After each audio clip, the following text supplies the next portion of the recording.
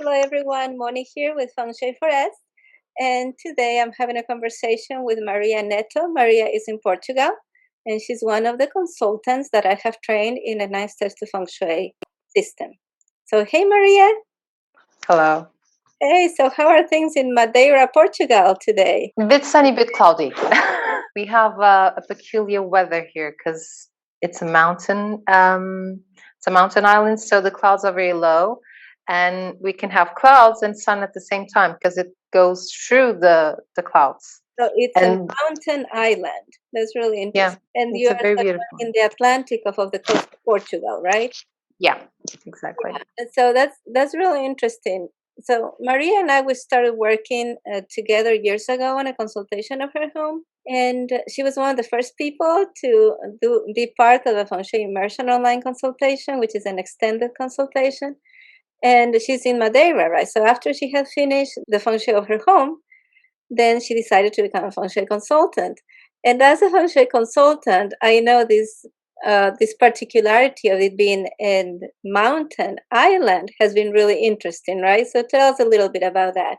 Well, there are many slopes. So houses are built in streets like this.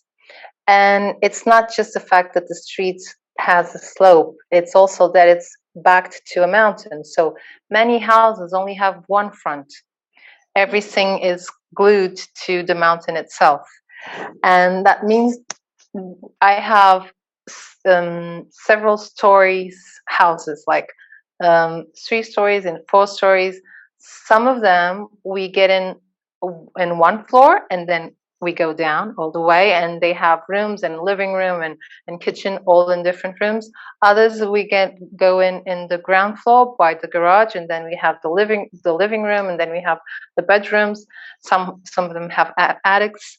It hasn't been easy to look at these I know. It's not floor like plans. regular, your regular idea of, okay, there's floor plan of this house or a floor plan of this apartment. And, in other places, they all tend to be similar. But what you're describing is really different because, like you said, you could come in and the first floor is the garage. Then you go up and they might have the kitchen and the dining there, and then another floor, and then you have a living room, and then another floor for the bedrooms, right? And so it's been really a challenge. I remember because in the 9 steps to Feng Shui training, first you go through the course and you do the Feng Shui of your home, and then you have to do a mentorship. And during the mentorship, you choose one client to be your first client, right? And I remember your first client. It was so unique because the address was on the street, and the gate was on the street, right? And then you had to go down walking almost 2 levels to get to the actual house. And that was one of the first challenges. And so I tell you, I've had to add content to the 9 steps to Feng Shui system course based on some of the floor plans you have shared with me. The amazing thing to see is that Feng Shui always helps. It always helps, even, with these really unique and different floor plans, right? And so you speak Portuguese, right? Yeah. Portuguese, and you also speak English really, really well. And one of the reasons I wanted to introduce you to my audience, because I get a lot of hits on my website, and there's a lot of people on my email list that are actually joining from Brazil. Some from Portugal, but quite a bit from Brazil. And so I thought it'd be so neat if for somebody from Brazil or Portugal, and I don't know what other countries speak Portuguese, to be able to do a consultation with somebody who can speak their language. Portugal was an explorer's country, so they had colonies, like Brazil is one of them, and then Angola and Mozambique and Cabo Verde. India was one of them, but then got replaced by England. But even though at the moment there are only these four: Cabo Verde, Portugal, Angola, Mozambique, and Brazil. There are these 5 countries. But Portugal is also an immigrants country, so there's a lot of people that live in foreign countries that do speak English. Canada is one of those, and France. You're okay with technology, so you're also open to doing consultations with people all over the world, right? Yeah. That's one of the beautiful things of technology today is that you don't have to be limited. Like how many people live in Madeira? 200,000. 200,000, And so, It's yeah, not of a course, lot, I like, know. find plenty in a population of 200,000. If you really know how to approach people, how to talk to them, you can get plenty of clients. But you don't have to, like you don't have to travel to continental Portugal. You don't have to travel all over the world to be able to help people from all different places, right? Because you can also do consultations online. Yeah. That is pretty neat. And so, what do you find is the most fulfilling thing about being a feng shui consultant? Well, it's a bit selfish, I guess, but it's very rewarding to see people's lives changing. I don't think they even notice initially, but they really get happier, and they get lighter and excited, and it's like seeing them bloom. The funny thing is they don't realize it. Like, oh, I'm doing this, I'm doing that, and something happened, and this is what they tell me, and I'm like, oh, that's good, that's great, and then they say, but nothing really happened. I'm like, you're doing this, you're doing that, and then you're doing great, and what didn't happen? What was it supposed to happen? I mean, that's what happened. You're doing great. So But people it's they don't make that connection, right? They they don't. don't, exactly, they don't. As they made a positive feng shui change in your homes, then this magnificent thing happened in their lives. Yeah, but they don't do it. It's like, well, these things happened and these things are good, but was it this? And I have to tell them, I don't know what it is. It I it happens differently to each person. That's But if the positive things are happening to you, then it is working. Yeah, so it is really satisfying to see that, and that has also been my experience to see a person blossom. And sometimes, Literally. has this been your experience that when you start working with a client, they have the definition of themselves, they define themselves in a certain way, and by the time they're done working with you, they define themselves as a different person. Yeah. Yeah. But they cling on to that definition of themselves. Initially, Mm. I noticed that, okay, they do the first task and things start changing, then they do the second one and things start changing, and then the third one they're like, oh my god, things are changing. And do I still want to change? I'm afraid. Well, how what is this leading? They cling on to what they have, and it's like, I won't say that, but it's a bit like starting a new life. And I notice they get scared.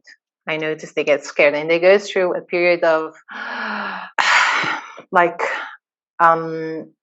it's as if they were widening their sights, and because now they can see more, they, they go through a period of, I wouldn't say mourning, but it's like, I can see my old me, I can see my me, and I don't want this, and I still don't know what to do with this new one.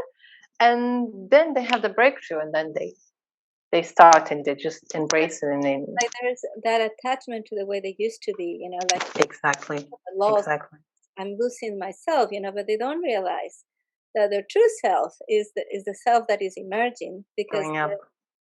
they're with feng shui. They removing those blocks, the things that held them back in their lives. Yeah, Yeah, yeah, I noticed that, and that's the most rewarding thing when they decide that, okay, this is it, I'm doing it, and I'm going forward, and then it starts becoming a bit more conscious, and it's like, it's as if they started like a in a slope. They started going up, yeah. and then suddenly they reach a point when it's flat and it's easier, and then it's as if they press the speed, and they just So it's like, go forward. so as a consultant, like I remember when I was first starting, when I didn't have anybody to turn to, and there was so much confusing information. Like, I wish I had had something, like the nine steps feng shui system. because it's with an ancestor feng shui system, you know what to do, right? You have this process that you follow, and so you don't have to go into the home of a client and hope to be struck by inspiration, right? It's the knowledge that guides you. Yeah. Critical, for me to see you having a business, getting clients, helping people, it's just, it's a tremendous feeling of satisfaction for me that I help you become a feng shui consultant licensed in the United States feng shui system, and that now you are able to help other people as well. Thank you. It was a journey, literally a journey for me. When I found you, I think I found you 2 years before I made my consultation, because I was, I think I read everything in your blog, and after reading everything, I thought, well, and you kept adding, so I was reading the old ones and the new ones and the old ones and the new ones, and when I reached the point that I thought, I think I read everything, I decided to make the consultation. Feng Shui came into my life by a book, in a book, wasn't yours, but it was a book, and I felt so connected to it, but I couldn't make it out. Couldn't make it out. But what I knew, and it was certain, I knew I would make it out someday. I didn't knew how, I didn't know when, and I didn't even bothered. And then once I met someone that was going to do a feng shui workshop, and I did the feng shui workshop, and I got some lights, and then I searched online, and then I found you, and here I am. Yeah, it's like, in feng shui, which is part of, as you know, part of ancient Chinese medicine. We talk about your life mission, the paths that you are to follow. It's like the pull of gravity. When you find it, even though you may not have found the exact thing it is, but it's like you lock into that like a target, right? It's like you have found it, and there's this. It pulls you toward. That path Hmm. pulls you toward that path. And I think that's really, really important. When I was a child, I did not, I never heard of feng shui until I moved to the United States, and I was already in my late 20s, I think, the first time I heard about feng shui, right? But you can feel the pull of things that are similar in your life. You feel an attraction to something. You are very interested in spaces and things. Or you're interested in decluttering. Did you ever have that as a child? Was there any indication of things you like to do as a child that that kind of makes sense now that you do feng shui? Like, did you go to people's homes and start arranging their furniture or something like that? Not people's homes, but my own. Yeah. Um, as an earlier child or a younger child, was to play doll houses, but Uh, not really doll houses. We didn't have doll houses. We used to build our own houses, and I grew up in a fazenda. Who was Portuguese or Brazilian knows. A fazenda is like a house in the middle of an agricultural space. okay. And so we had spaces that didn't have any farm, anything growing up on them. Uh, So we took sheets and pillows and whatever, and we made our own house. And the funny thing was, oh, it took us half the summer vacations to build a house. But when the house was built, it was no longer funny, because the fun thing was to build the house. So we built it, and then it was built, and then not funny. I mean, we have a house. We didn't need to live here. I mean, you just wanted to build it, and we did it for a few years, and then uh, the feng shui consultant I found, she made a feng shui speech in a swap fair I organized once.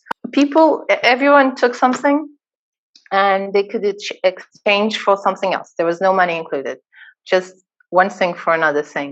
And it was funny because the marketing, if I can call it, I talked about this swap fair like, bring the things you don't like, you don't use,